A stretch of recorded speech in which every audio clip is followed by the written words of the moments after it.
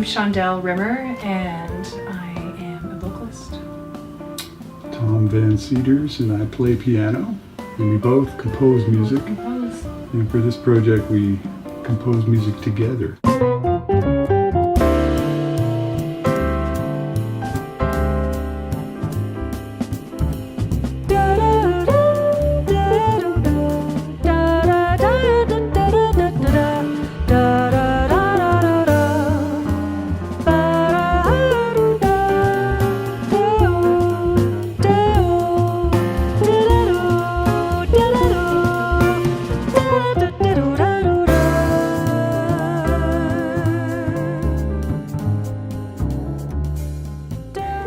Your playing style was different than a lot of the players in town, and it just kind of, I thought about it and I went, gee, I haven't done anything with you. And for you, you'd never wrote or worked with a singer on an album, and so it was something that sort of in your career you had talked about this being maybe a good time to try that. Yeah, I remember writing that tune.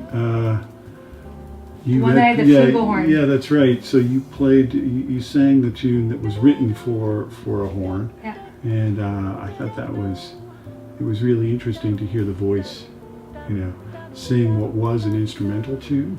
And I think some of that approach has sort of carried over to this project Very much. where we've decided to write for the other instrument, sometimes in unconventional ways. Yeah. Part of the project was to push the boundaries. Yeah. Right, was to experiment. So that's kind of why we decided to start working together. Yeah.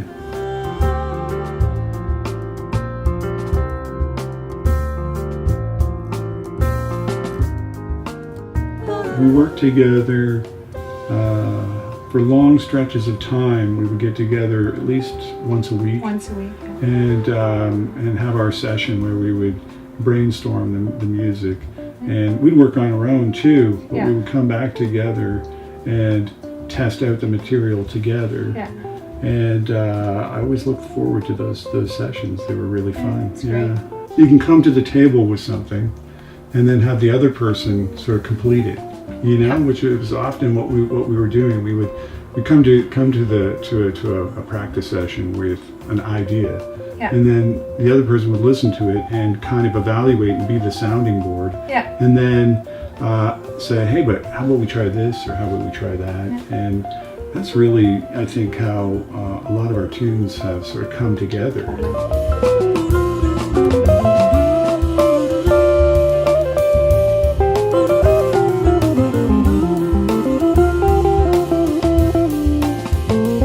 I've got Josh McCann on bass, very fine bass player, and super solid and very sensitive player. Yeah. And then Jamie Cooper is playing drums. Yeah. And he brings a lot of dynamics to this project. Yeah. Absolutely. And Jim Head, of course, is an amazing guitar player who has a very unique voice, and we're really thrilled that he could be on this record. Yeah. We have Paul Johnson producing and doing the co-producing really with us as well, and then doing the engineering here at the audio department. I think as an engineer, I think his credentials are obviously very solid. But what makes him more than an engineer, I think, is the fact that he is a complete musician at the same time. So he's often making some suggestions as well about the music.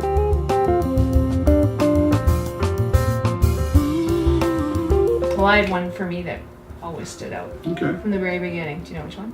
Stillness. Yeah, that's totally it. Yeah, I know. Shadows creeping, walls are bleeding black, quiet now, with eyes wide open, cold and bated breath.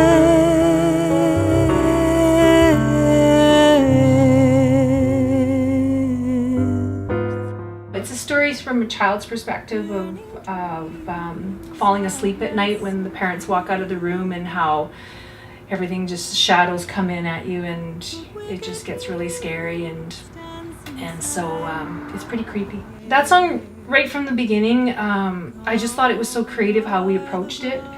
It started with Tom writing 8 bars of a chord progression that seemed kind of random and a little sort of out of the jazz realm, and Random to you. it felt very random to me. And because the melody was really hard to kind of follow through where it was going, like where I thought it would go, where I thought lines would resolve. All of a sudden it's like there's a note. It's like, what the heck?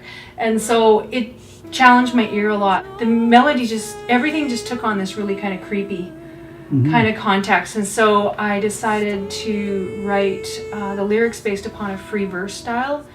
And it ended up, I was so happy with the lyrics. I loved the way the lyrics, they were so poetic, and I was really proud because I had never written anything so poetic. One of the most democratic tunes that we've written. That's a good way to say it. Don't you think? Democratic, yeah. Because we really did, divide and conquer with all the various elements, I think.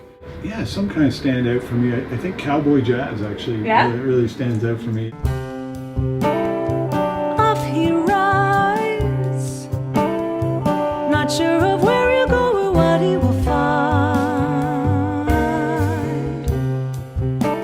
And that was another one where there was kind of a riff that I came up with, Yeah. and we worked together on the melody, and this was kind of one of those times when I would play it and go, okay, just sing the first thing that comes. Yeah, exactly. Sing what you hear, and then the most natural thing is going to come out. I hadn't really collaborated to the capacity of which we collaborated on this album. So it was actually, for me, the learning experience was, what was it like to collaborate fully like this? And it was great too, because we would bring ideas like Tom was saying, and then all of a sudden, there was no ego there. There was no, well, this is the way it is, or I have to do it this way, or no, this is my way. And even if I wrote the tune, I was easily able to relinquish things to Tom, because I knew what he would bring would be better than I could sometimes even create. And so even the learning process, that it was okay to share, it was okay to give up, it was okay to negotiate, it was okay to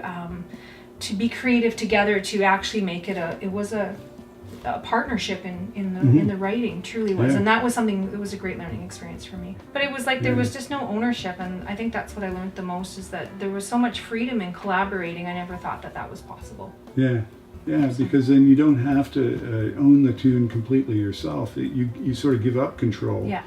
And then it becomes that much more interesting, because hey, this tune could go any direction. Yeah. The other person could take this another direction, and we sort of, and it's all based on trust. Ba-da-da-da-da.